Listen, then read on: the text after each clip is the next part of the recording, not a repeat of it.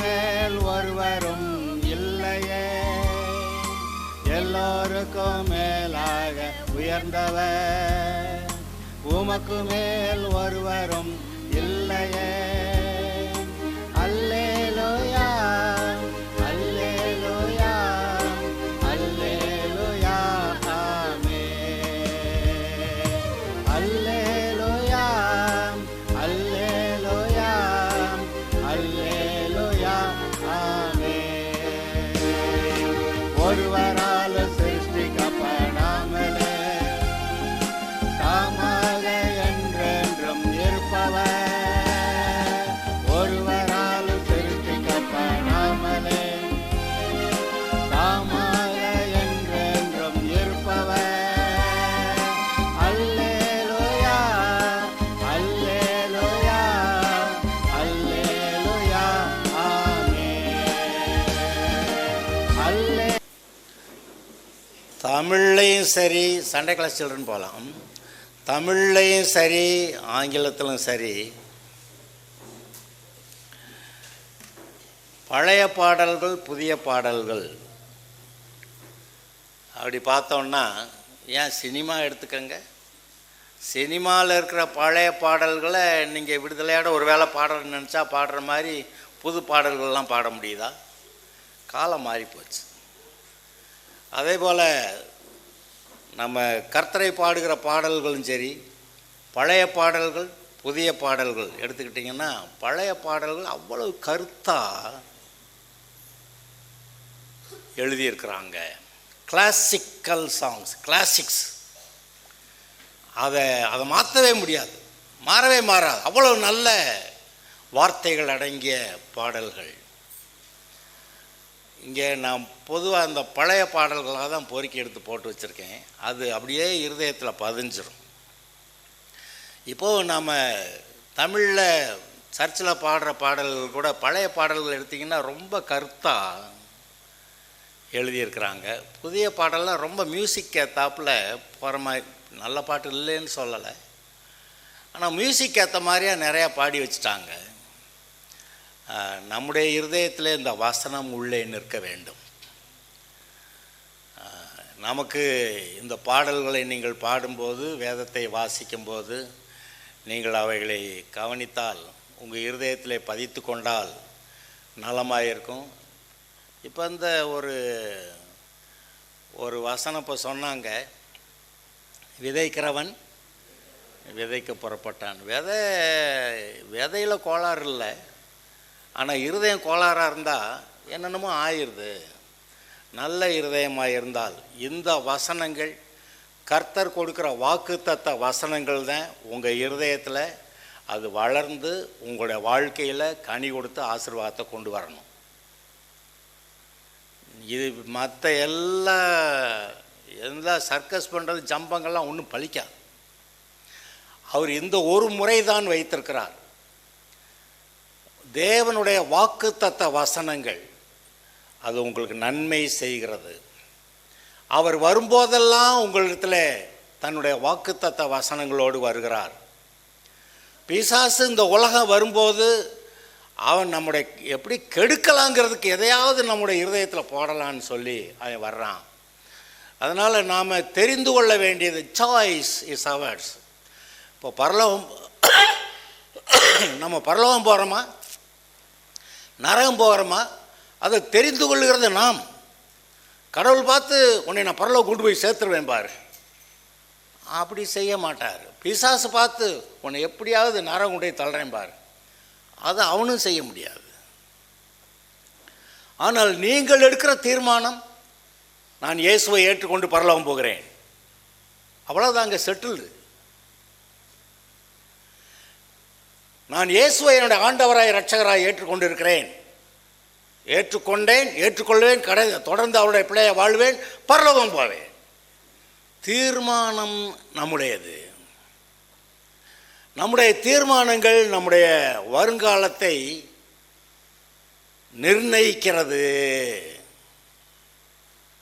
நம்முடைய தீர்மானங்கள் நம்முடைய வருங்காலத்தை நிர்ணயிக்கக்கூடியவைகள். நம்முடைய தீர்மானம். ஆண்டவர் இது வேணுமா இது வேணுமான்னு கேட்டார். ஜீவன் வேணுமா மரணம் வேணுமா? இதோ ஜீவனையும் மரணத்தையும் ஆசீர்வாதத்தையும் சாபத்தையும் உனக்கு முன்னாக வைத்தேன் என்று வானத்தையும் பூமியும் ஆமாம் சாட்சி வைக்கிறேன்கிறார்.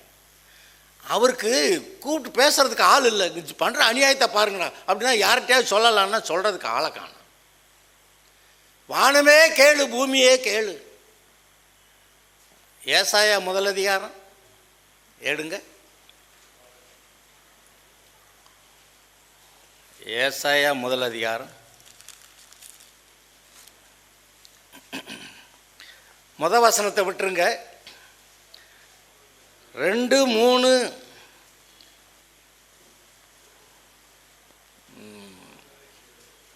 வானங்களே எல்லாருமா சேர்ந்து வாசிடலாமா? வானங்களே கேளுங்கள், பூமியே செவிகொடு. கர்த்தர் பேசுகிறார். நான் பிள்ளைகளை வளர்த்து ஆதரித்தேன், அவர்களோ எனக்கு விரோதமாய் கலகம் பண்ணினார்கள். மாடு தன் எஜமானனையும்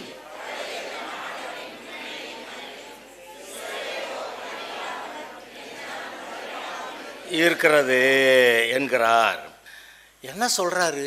மாடு தன் எஜமானனையும் கழுதை தன் ஆண்டவனின் முன்னணியை, அவன் வீட்டு வாசப்படி அவனுக்கு அது கழுதைக்கு தெரியுமா? மாடு தன் எஜமானனையும் கழுதை தன் ஆண்டவனின் முன்னணையும் வீட்டு வாசலையும் அறியும். இஸ்ரவேலோ அறிவில்லாமலும் என் ஜனம் உணர்வில்லாமலும் இருக்கிறது. மாடு கூட அது வீட்டுக்கு வந்துடும். அந்த மலையில் மாடு மேய்கிறவங்க விடுவாங்க, அப்புறம் ஓட்டி அது பாட்டுக்கு வீடு வந்து சேர்ந்துடும். கழுதை அந்த அவனுடைய அந்த கழுதையோட எஜமான் வீட்டு வாசலை அறியுமா? அது வந்துடும். என் ஜனங்களோ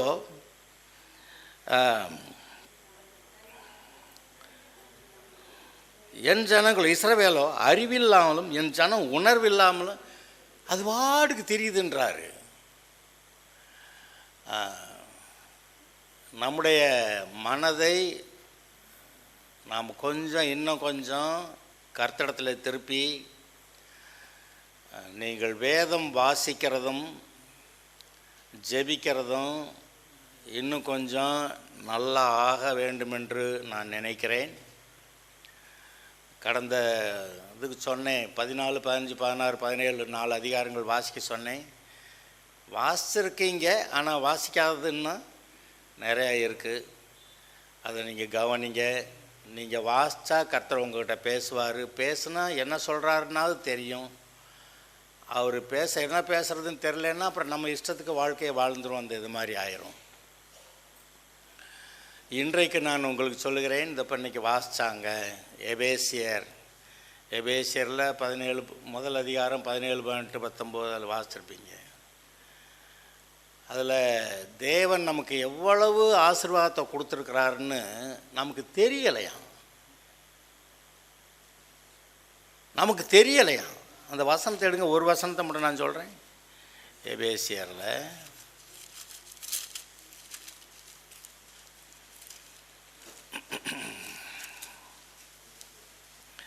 எபேசியரில்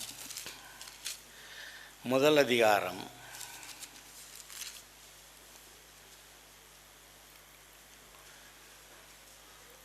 18 அவர் நம்மை அழைத்ததுனாலே அவருக்கு உண்டாயிருக்கிற நம்பிக்கை என்னதென்றும், அவருக்கே என்னவோ பெருசாக இருக்குது. அது என்னன்னு சொல்ல வர்றாரு? பரிசுத்தவான்களிடத்திலே தமக்கு உண்டாயிருக்கிற சுதந்திரத்துடைய மகிமையின் ஐஸ்வர்யம் என்னதென்றும். இந்த வசனத்தை ஒரு தடவை திரும்ப வாசிங்க. நீங்களே அர்த்தம் சொல்லுங்கள். அவங்க சொன்னாங்க, திரும்ப திரும்ப சொன்னாங்க.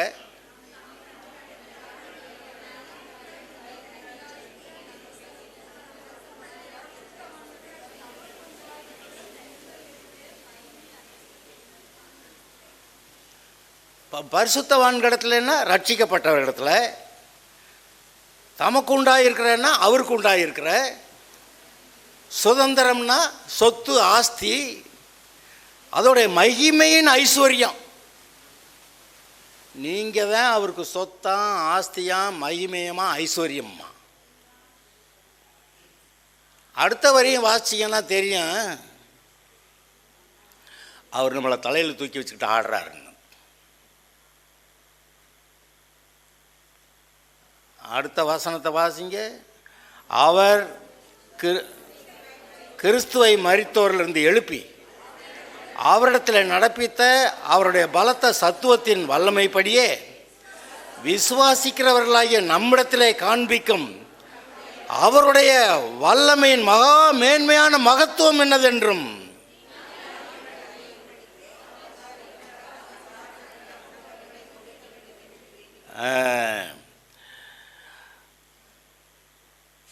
அவர் நமக்கு காட்டுகிற மகா மேன்மையான மகத்துவம் என்னதென்று, எவ்வளவு மகிமையான வல்லமைய ஆசீர்வாதத்தை கொடுத்துருக்கிறாருன்னு நீங்கள் தெரிஞ்சுக்கணும்னு சொல்கிறாரு.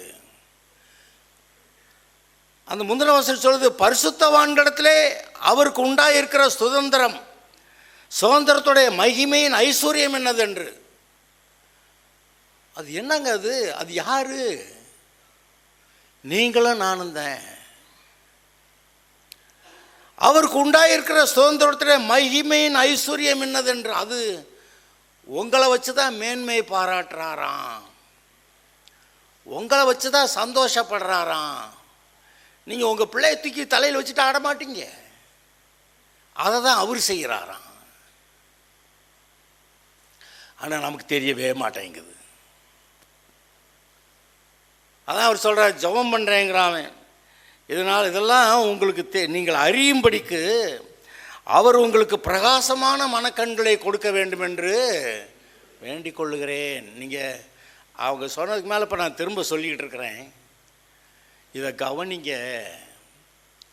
நமக்கு ரட்சிப்பு வந்துச்சு பரலோகம், ரட்சிப்பு வந்துச்சு பரலோகம், ரட்சிப்பு வந்துச்சு பரலோகம், ஓகே. ஆனால் அவர் உங்களை எவ்வளவு மேன்மையாக நினைக்கிறாருன்னு நீங்கள் நினச்சி பார்த்தீங்களா? அவருக்கு நீங்கள் எவ்வளவு பிரியமானவங்கன்னு நினச்சி பார்த்தீங்களா? அவர் உங்களை எவ்வளவு ஒரு சுதந்திரம் ஆஸ்தியாக நினைக்கிறாருன்னு நினச்சி பார்த்தீங்களா? அவருக்கு வேறு சொத்து கிடையாதுங்க. வானம் பூமியெல்லாம் ஒன்றும் இல்லை, பூன்னா போயிடும், உண்டாகுன்னா உண்டாயிரும். அவருக்கு அதெல்லாம் ஒரு பெரிய விஷயமே கிடையாது.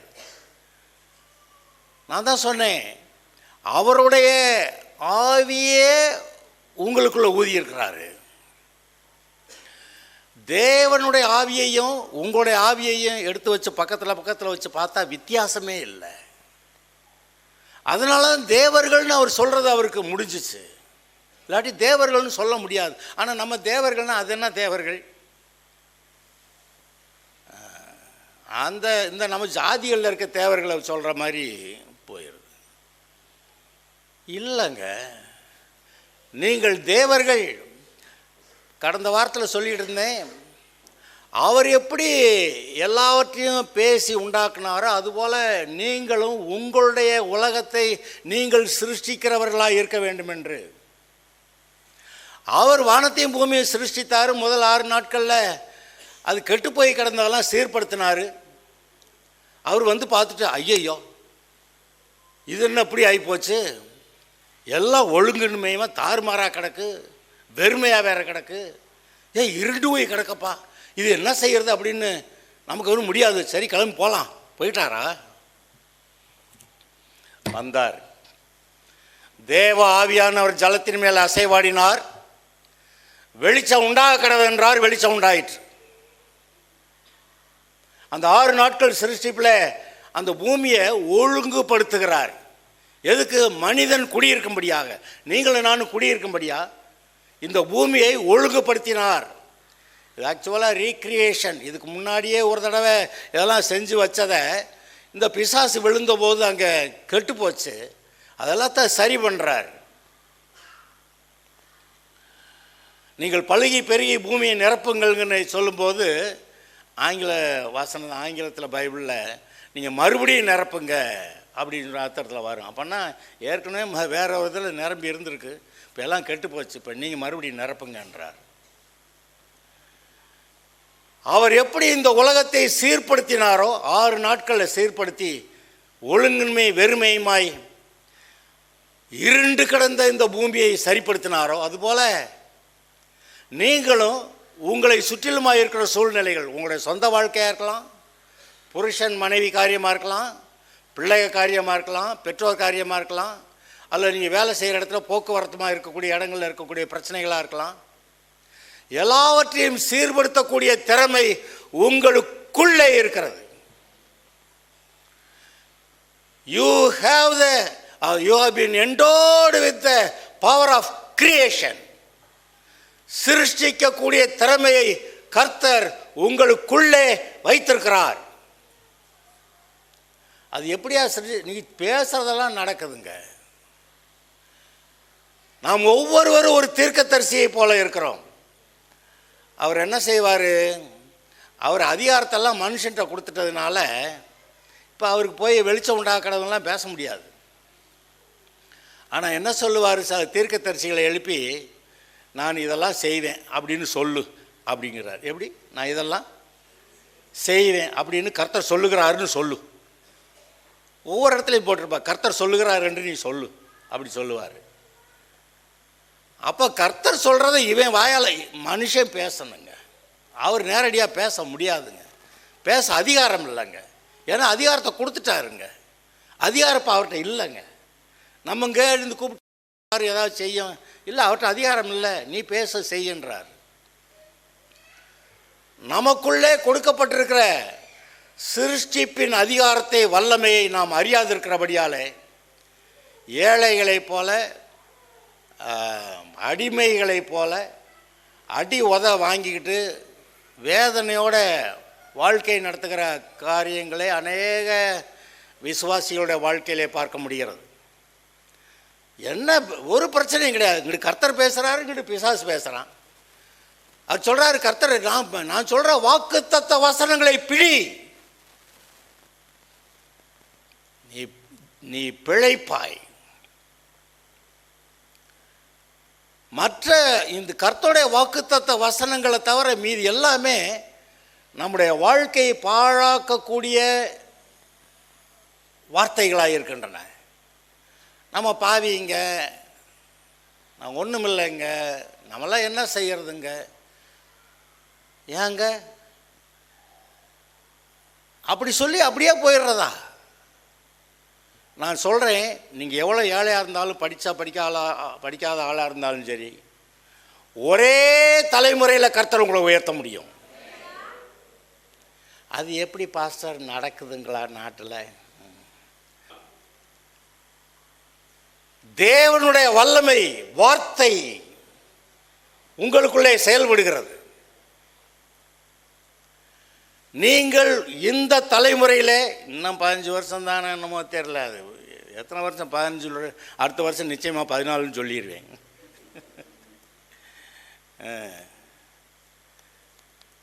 இந்த தலைமுறையிலே இந்த காலங்களிலே நீங்கள் நன்மையானதை பேசி சிருஷ்டிக்க முடியும்.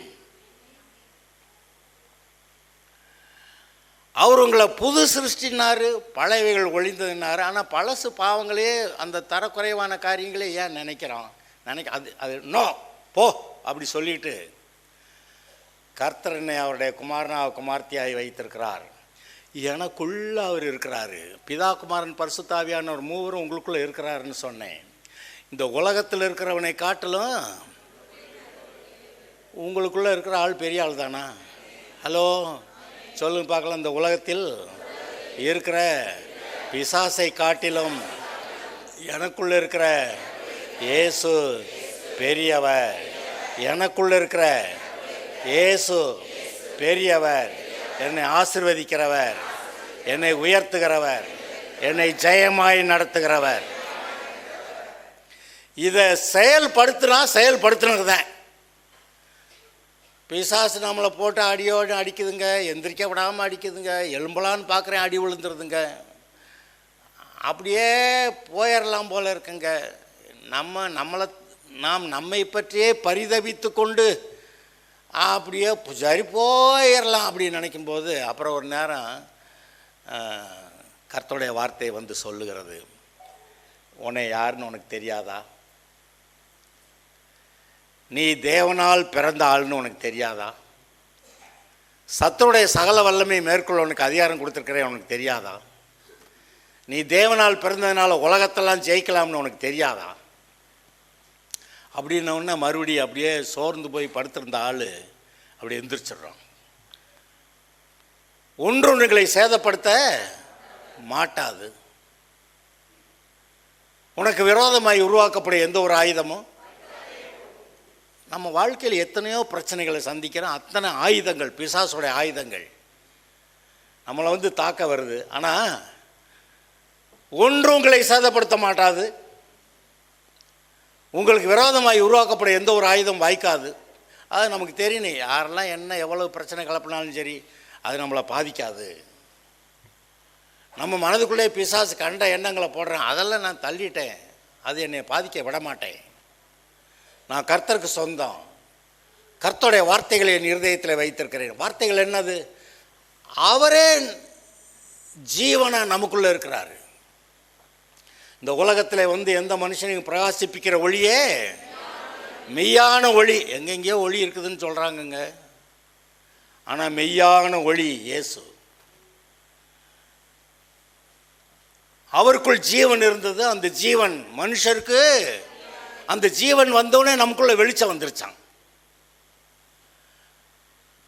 அந்த வெளிச்சம் இருளே பிரகாசிக்கிறது. இருளானது அதை மேற்கொள்ளவில்லை, ஜெயிக்கவில்லை.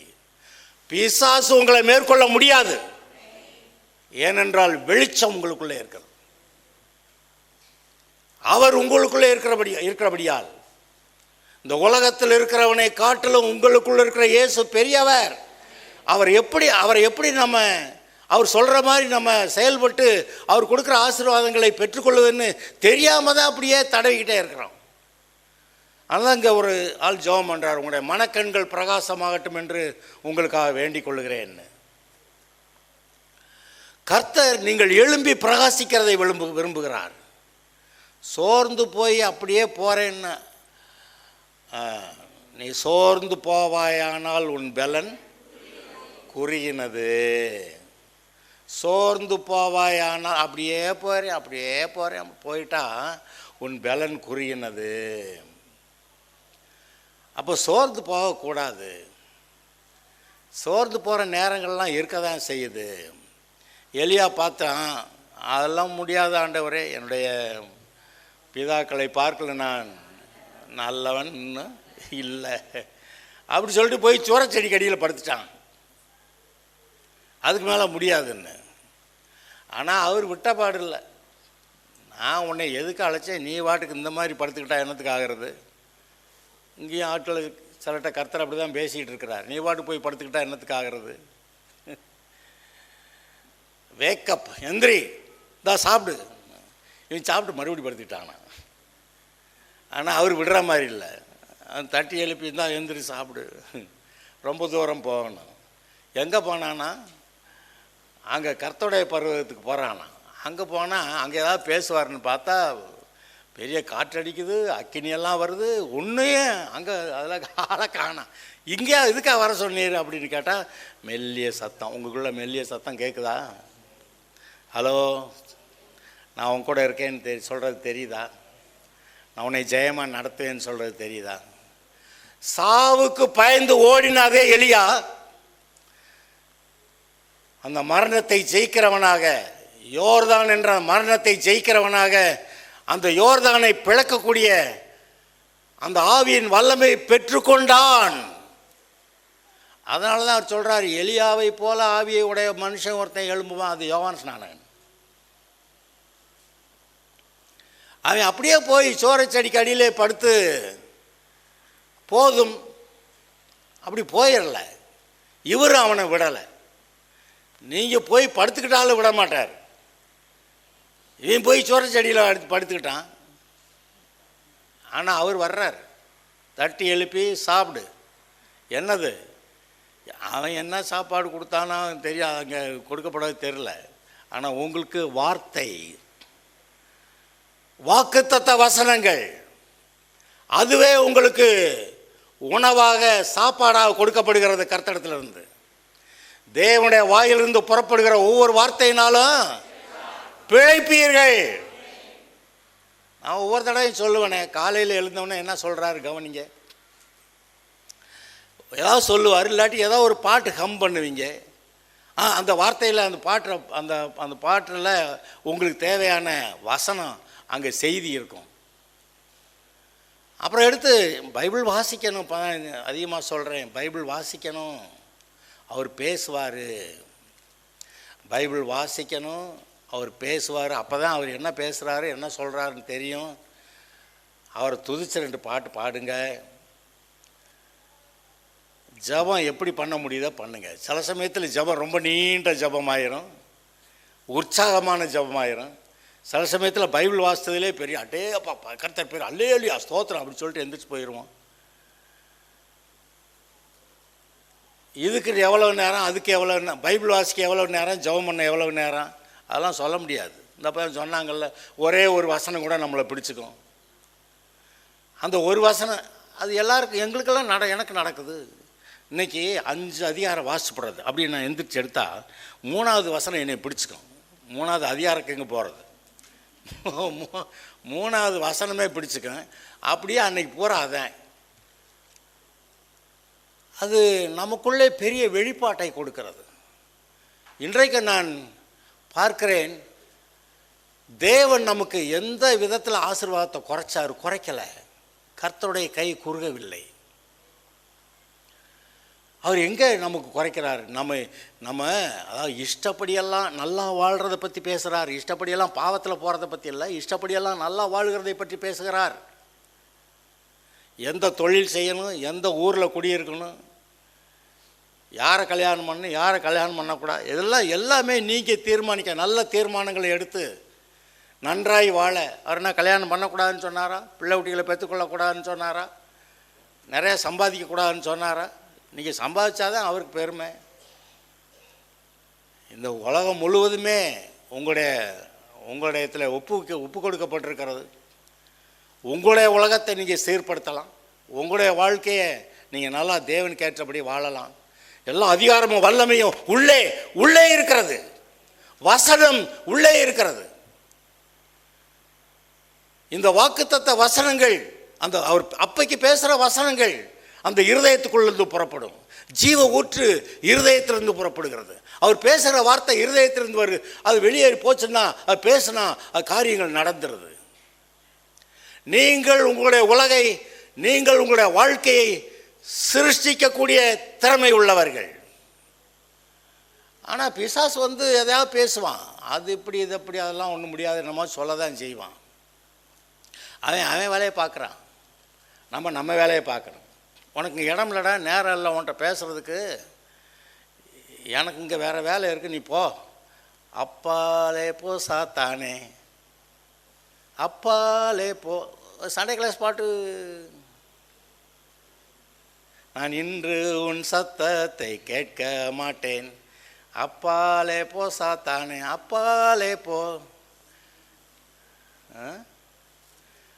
திரும்ப சண்டே கிளாஸ் பாட்டெல்லாம் பாடணுமோ?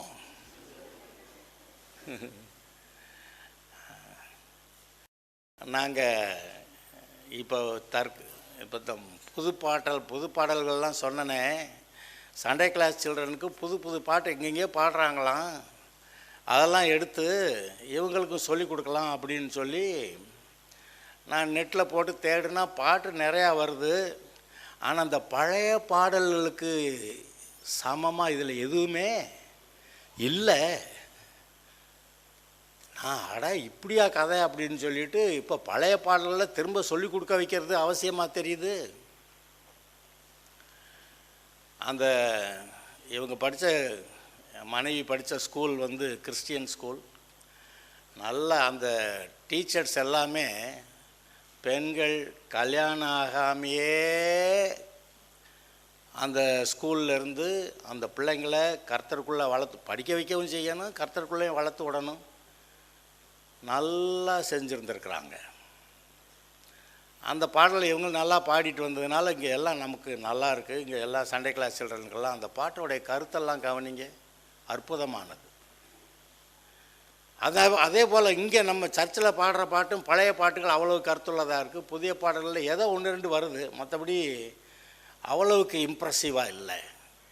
இந்த வசனங்கள் உங்களுடைய இருதயத்தில் தங்கணுமே, அது மாதிரி தேவையாக இருக்கிறது.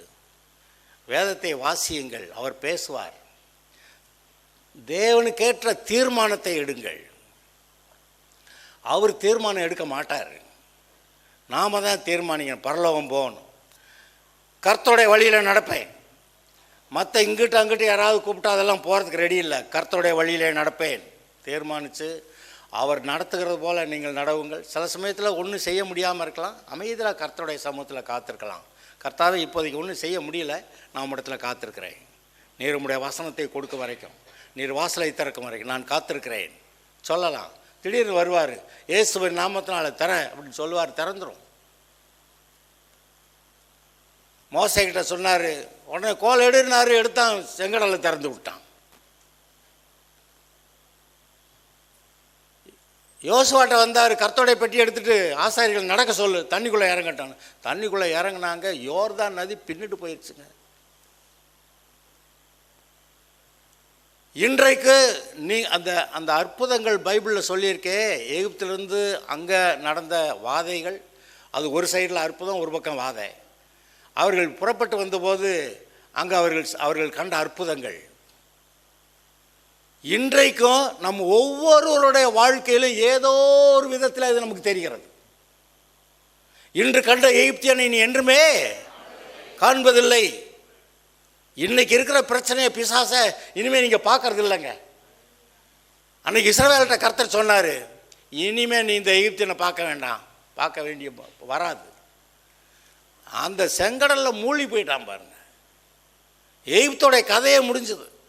அன்றைக்கு எகிப்து தாழ்த்தப்பட்டது, இன்றைக்கு வரைக்கும் அது எழும்பலை. அன்றைக்கு எகிப்து உலகத்தை ஆளக்கூடிய தேசமாக இருந்தது, நாடாக இருந்தது. அதாவது என்ன சொல்கிறாங்க, இந்த ஆப்பிரிக்கா, ஆசியா, ஐரோப்பா இந்த கண்டங்களில் மட்டும் இல்லை, எகிப்து தேசம் அமெரிக்காவிலே போய் பெரிய வேலை செய்திருக்கிறது என்று சொல்லுவார்கள். அவர்களெல்லாம் மறுபடி தங்களுடைய மகிமைக்கு வரவே இல்லை. ஆனால் இன்று சபையில் நீங்களும் நானும் இருக்கிறோம். நீங்களும் நானும் தீர்மானித்தால், சபையாய் முன்னேறினால், நம்முடைய வாழ்க்கையை நாம் சிருஷ்டிக்கக்கூடிய, நம்முடைய உலகத்தை நாம் சிருஷ்டிக்கக்கூடிய, தேவனுக்கு பிரியமாய் தேவனுடைய சித்தத்தின்படி நீங்கள் தேவனுடைய காரியங்களை உங்களுடைய வேலையை நடப்பிக்கிறவர்களாய், தேவனுடைய ராஜ்யத்தை கட்டி எழுப்புகிறவர்களாய் நீங்கள் வாழலாம். அதுக்கு ஒரு இருதயம் வேணும், அதுக்கு ஒரு தீர்மானம் வேணும். நான் அப்படி செய்ய விரும்புகிறேன் ஆண்டவரே, கர்த்தர் வருவார், தருவார். வேண்டான்ட்டு போகிறவங்கள்ட்ட ஒன்றும் செய்ய முடியாது. வேலையை கொடுத்தா செய்வான்னா வேலை கொடுப்பாங்க. இவன் எத்தனை வேலை கொடுத்தாலும் செய்ய மாட்டான்ட்டு அவனுக்கு திரும்ப வேலையை கொடுக்க மாட்டாங்க. இன்றைக்கு கர்த்தர் உங்களிடத்தில் வந்து பேசினால், நீங்கள் அதை செய்தால் நீங்கள் முன்னேறுவீங்கன்னு அவர் தெரிஞ்சாருன்னா வந்துடுவார். அப்போ அவருக்கு தேவையானது ஒரு தீர்மானம். நீங்கள் ஒரு தீர்மானம் எடுப்பீர்கள் என்றால் உங்களுடைய வாழ்க்கையில் அவர் வந்து பேசுவார், நடத்துவார். நீங்களும் நானும் கர்த்தருடைய வார்த்தைக்கு செவி கொடுத்தா நாம் எழும்ப முடியுமா, முடியாதா? நீங்கள் சாதாரண ஆட்களாகவே இருக்கிறது கர்த்தருக்கு ஒத்துக்கிறல. நீங்கள் எழும்பி பிரகாசிக்கணும். தேவனுடைய வழியிலே நீங்கள் எழும்பி பிரகாசிக்க வேண்டும். கர்த்தர் உங்களை கொண்டு பெரிய காரியங்களை செய்வார். வாக் காட்லி. காட்லிங்கிறதுக்கு தமிழில் எனக்கு சொல்ல வரலன்னு வார்த்தை தேடிக்கிட்டே இருக்கேன் 2 நாளாக. Walk godly, live godly and expect great things from God. தேவனிடத்திலிருந்து பெரிய காரியங்களை எதிர்பாருங்கள். தேவனை போலவே வாழுங்கள். காட்லி, அதாவது அந்த மாதிரி அந்த மனுஷன் வந்து தெய்வ குணமுள்ள அப்படி ஆளாக இருக்கிறாங்க அப்படின்னு சொல்லுவாங்களே, அதுபோல் we have to walk godly. நம்முடைய இருதயத்தில் சத்தியம், தேவ அன்பு நம்மிடத்தில் நிலைத்திருக்க வேண்டும். சாந்தமும் மனத்தாழ்மையும் நம்மிடத்தில் இருக்கட்டும். இயேசு 3.5 வருஷம்தான் ஊழியம் செஞ்சார். கடைசியில் சிலுவைக்கு போய் நமக்கானதெல்லாம் செய்து முடித்து விட்டார். இன்றைக்கு அவையெல்லாம் எடுத்து பயன்படுத்தக்கூடிய, வாழ்நாளெல்லாம் பயன்படுத்தக்கூடிய கிருபை நமக்கு இருக்கிறது. ஏழையாக இருக்கிறாலும் பணக்காரனாக முடியும். ஒன்றுமே தெரியாத குருடும் செவிடுமா இருக்கிறாலாம் நல்லா தெளிந்த பார்க்கிற, கேட்கிற, வாழ்க்கையில் முன்னேறுகிறவர்களாக மாற முடியும். நான் இதிலெல்லாம் ரொம்ப தாழ்ந்தவங்க இல்லை, கர்த்தர் உயர்த்துகிற ஒருவர் இருக்கிறார். நாம் அவருடைய வார்த்தையை கேட்டால் வாக்குத்தத்த வசனங்கள், அவர் உங்கள்கிட்ட வர்றப்பெல்லாம் இந்த வசனத்தை பிடி அப்படின்றார். எனக்கு காத்துரு, நீ அங்கங்கே ஓடிக்கிட்டு இருக்காத, எனக்கு காத்துரு, அங்கங்கே ஓடி எங்கேயாவது மாட்டிக்கிறாத, அங்கே இரு அப்படின்றார். அவரத்தில் உட்கார்ந்தா போதுமானு சிலர் சொல்லுவாங்க. உட்கார்ந்தா புது பலன் அடைந்துன்னு அவர் சொல்கிறார். அவரை நம்பி அவரை நோக்கி பார்த்தவர்கள் பிரகாசம் அடைகிறார்கள், அவருடைய முகங்கள் வெட்கப்பட்டு போகவில்லை. நாம் அந்த கர்த்தருக்கு காத்திருக்கிறதுலையும் அவரை நோக்கி பார்க்கறதுலையும் எங்கே குறையப்படுறோம்? ஒழுங்காக பைபிள் வாசிக்க மாட்டோம், ஜெபம் பண்ண மாட்டோம், அவசரத்துக்கு என்ன இது பண்ணிட்டு ஓடிடுவோம். அப்புறம் அது அவசர வேலை செய்ய மாட்டேங்குது. நம்ம அவசரத்துக்கு காப்பி, இன்ஸ்டன்ட் காப்பி எல்லாம் கிடைக்குது, ஆனால் இன்ஸ்டன்ட் வசனமெல்லாம் வராது. You have to wait. அதை எடுத்து அதை தியானிக்கணுன்றார். அந்த நியாயப்பிரமாண வார்த்தைகள் வாயை விட்டு பெரியாது இருப்பதை உள்ளே வச்சுக்க, மனசில் வச்சுக்க, அதை பேசு. அந்த வார்த்தைகள் உங்களுடைய இருதயத்தில் விதைக்கப்பட்ட வாக்குத்தத்த வசனங்கள். என்ன வேணுமோ அதுக்கேற்ற வசனம், என்ன வேணுமோ அதுக்கேற்ற வசனம். சுகமாக நான் சொன்னேன், இப்போ நான் ஜெபம் பண்ணுறேன்னு சொன்னேன், ஜெபம் பண்ணுறேன். ஏன் டாக்டர்கிட்ட போனால் சுகமாகுது இல்லை, அப்புறம் திரும்ப வரும்ல. டாக்டரை போனாக்கா அப்புறம் இந்த வியாதி போயிட்டு வேறு வியாதி வருது. ஏன்னா உள்ளுக்குள்ளே ஏதோ கீழ்ப்படியாமை இருக்குது. அந்த கீழ்ப்படியாமை இந்த வியாதியை உண்டாக்குது, அதை தடுத்தாக்க அப்புறம் வேறு வியாதியை உண்டாக்குது. அப்போ இதுக்கு உண்மையான தீர்வு எங்கெங்க? ஆண்டவர்கிட்ட போய் உட்கார்ந்தா தெரியும், எங்கே கீழ்ப்படியலைன்னு தெரியும். சரியான உடனே எல்லா பிசாசும் எல்லா வியாதியும் மறைஞ்சிரும். உங்கள்கிட்ட இருக்க வியாதியும் மறையும், உங்கள்கிட்ட போராடுற பிசாசும் ஒழிஞ்சு போயிடும். அல்லேலூயா என்று ஜெபம் பண்ணலாம். பைபிள் ரீடிங், அந்த எபேசியர் முதல் அதிகாரம், ஒரே அதிகாரம்தான், 2-3 தடவையாவது வாசிங்க ஒவ்வொரு நாளும். எபேசியர் முதல் அதிகாரம் அருமையான வசனங்களை உடையது, மனப்பாடமே பண்ணுங்க. எபேசியர் முதல் அதிகாரம் எத்தனை வசனம்? 21, 23 வசனங்களா? சரி, 23 வசனங்களை மனப்பாடமே பண்ணலாம். நீங்கள் 10 தடவை வாசிங்கன்னா தானே மனப்பாடம் ஆயிரும். அது மனப்பாடம் பண்ணணும்னு இல்லை, 10 தடவை வாசிங்கன்னா மனப்பாடம் ஆயிரும். இந்த வாரம் முழுசும் அந்த ஒரு அதிகாரத்தை வாசிங்க, கர்த்தர் உங்களோட பேசுவார். ஜெபம் பண்ணலாம். அவருடைய தழும்புகளால் குணமானீர்கள், உங்களுடைய சுகத்துக்கான கிரயத்தை இயேசு செலுத்தினார். நீங்கள் சுகத்தை பெற்றுக்கொள்ளும்படியாய் கிரயம் செலுத்தப்பட்டிருக்கிறது. ஆதலால் பிசாசுக்கு, வியாதிக்கு உங்களுடைய சரீரத்தில், உங்களுடைய மனதிலே இடமில்லை. நம்ம குழப்பத்தில் இருக்க முடியாது, கூடாது. அவர் நமக்கு பயமுள்ள ஆவியை கொடாமல், சொல்லுங்க, பலமும் அன்பும் தெளிந்த புத்தியுள்ள ஆவியை எனக்கு கொடுத்திருக்கிறார். பயத்தின் ஆவியை நீக்கி இருக்கிறார். பூரண அன்பு இந்த பயத்தை புறம்பே தள்ளி இருக்கிறது.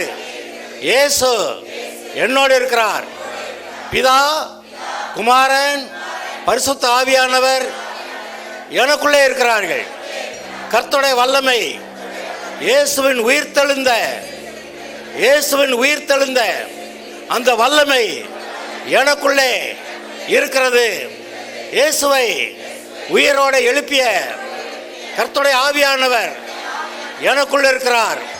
ஆதலால் சாவுக்கு ஏதுவாகிய இந்த சரீரம் உயிர்ப்பிக்கப்படுகிறது, சுகமாகிறது, பலனடைகிறது. கர்த்தர் என்னோடு கூட இருக்கிறார். என் தலையை உயர்த்துகிறார்.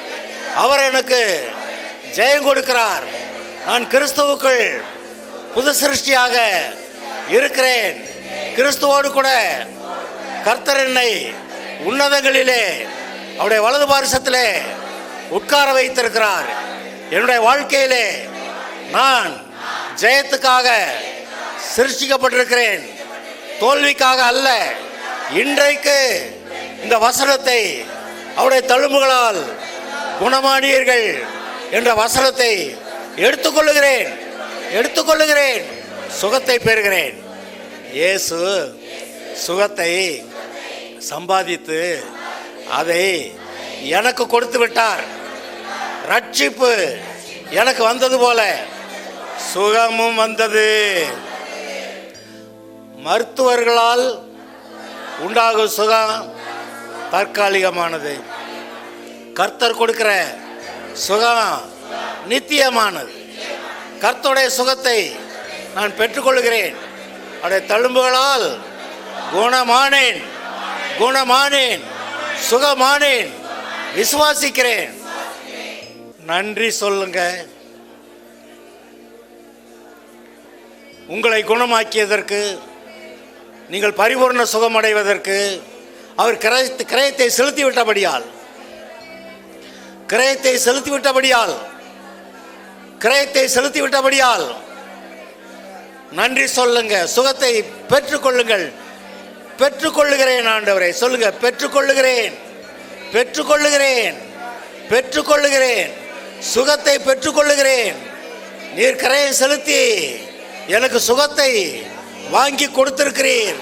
சுகத்தை பெற்றுக்கொள்ளுகிறேன். நான் சுகமானேன், நான் சுகமானேன். கர்த்தாவே உமக்கு ஸ்தோத்திரம். கர்த்தருடைய பரிசுத்த ஆவியானவர் இயேசு சம்பாதித்த சுகத்தை இங்கே எங்கள் ஒவ்வொருவருக்கும் இறக்கி கொண்டிருக்கிறீர். அதை விசுவாசிக்கிறோம். நாங்கள் விசுவாசிக்கிறதுனால அப்படியே ஆகிறது. எங்களுக்குள்ளே தெய்வீக சுகம் இறங்குகிறது. நன்றி கர்த்தாவே. இப்பொழுது தெய்வீக சுகம் உங்களிடத்தில் இறங்கி கொண்டிருக்கிறது. பெற்றுக்கொள்கிறேன்னு சொல்லுங்க. நீர் கொடுக்கிற சுகத்தை பெற்றுக்கொள்ளுகிறேன் ஆண்டவரே. நீர் கொடுக்கிற சுகத்தை பெற்றுக்கொள்ளுகிறேன். நீர் கொடுத்த சுகம் எனக்கு சொந்தம். உமக்கு நன்றி. நீர் கொடுத்த சுகத்துக்காக ஸ்தோத்திரம். உமக்கு நன்றி.